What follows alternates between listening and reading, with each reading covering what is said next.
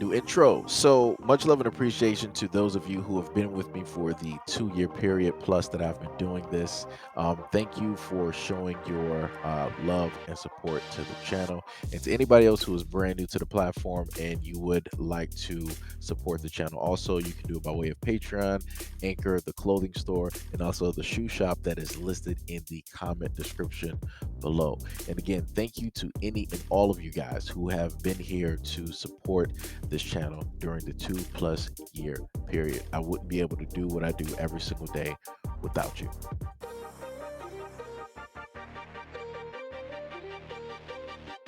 Several governments, including Mexico, Morocco, and the United Arab Emirates, stands accused of using spyware called Pegasus to infect and hack into iPhones and Android smartphones. Once installed, it can fully access the device, including remote and secret activation of the camera. As reported by TechCrunch, a list of 50,000 phone numbers and surveillance targets, mostly journalists, activists, politicians, and business executives, was obtained by both Forbidden Stories, a Paris-based journalism nonprofit, and Amnesty International, and shared with the likes of The Washington Post and The Guardian.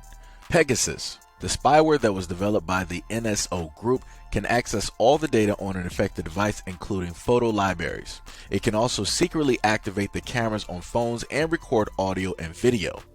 NSO Group is the Israeli technology firm founded in 2010 and is well known for its Pegasus Spyware program.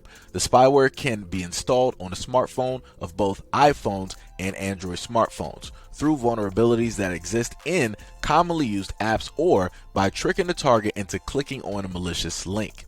It can infect the device from the SMM text, iMessages, through WhatsApp, or even through a range of other unknown app vulnerabilities, as described by The Guardian. To note, the one major challenge to combating the Pegasus spyware is that it exploits unknown vulnerabilities in either host devices or apps, making it extremely difficult or even impossible to prevent infection. Pegasus can be delivered to a device through what is known as a quote zero-click exploit, which does not require the host to actually click the link to allow it to infect their device, as it takes advantage of yet undiscovered vulnerabilities in Apple's current and most recent iOS spyware. Once installed, Pegasus can theoretically do anything from harvesting data to activating features like the microphone or the camera. It can then send back all the data to the original attacker, with the target being none the wiser. According to the technical report, there are traces of successful attacks by Pegasus on iPhones running the most recent version of Apple's iOS, and the attacks were carried out as recently as July of 2021. Android devices are just as susceptible. Lawyers for the firm told The Guardian that Amnesty International's report was a quote, a compilation of speculative and baseless assumptions, but did not dispute any of the findings therein.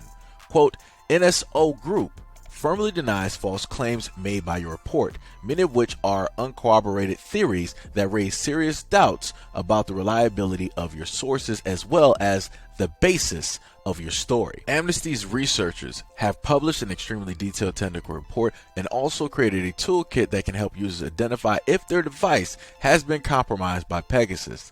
The Mobile Verification Toolkit, or MVT, works on both iPhones and Android devices, as both are vulnerable to Pegasus, and search for forensic traces on the host device. It should be noted that the toolkit works more reliably on iPhones, as it is much harder to detect an infection on an Android device.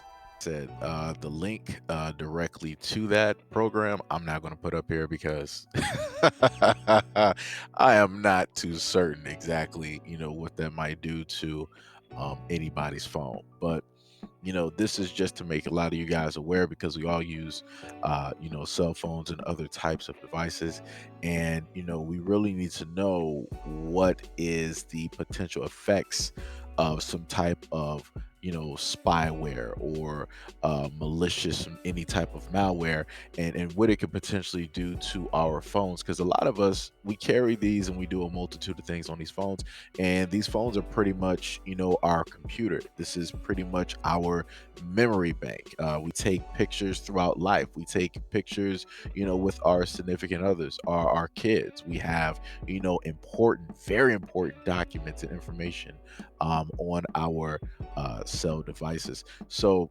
it's just pretty important for us all to know of the potentiality, if that is even a word, right?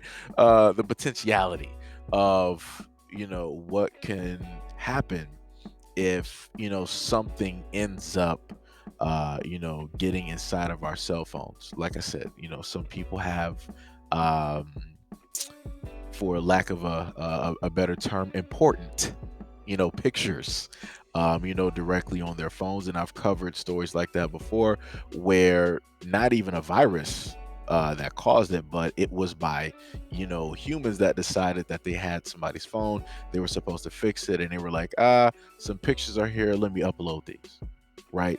So that was just human beings doing it. Now you have something, a man-made virus that can just go through your computer without you even knowing, right? Go through whatever loopholes or backdoors that it can find and infect your phone and take all of the data that you have on your phone, and it'll transport that back to the attacker, and they can do anything with it. So any type of passwords you have, any type of bank information that you have, any type of credit card information that you have, phone numbers, pictures, other important passwords that might not even be a part of social media, anything like that. All of those can be very much compromised, without you even knowing. And the one main thing that I try to tell you guys as well is that a lot of this information ends up on the dark web. A lot of this information is actually sold and bought there on the dark web.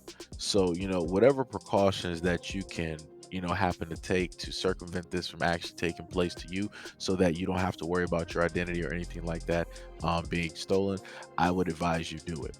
And one of the main safest methods to, let's say, keep track of passwords is, of course, with a pen and a piece of paper. Because the moment in time that you put it on a computer, you've pretty much already compromised your passwords, because all it takes is a pretty savvy hacker or a virus or what have you to pretty much unlock whatever you have locked, and it's pretty much open to the world. But anyways, let me know what you guys think about this video and everything that I stated in the comment description below. And as always, peace, love, and stay tuned for the next video.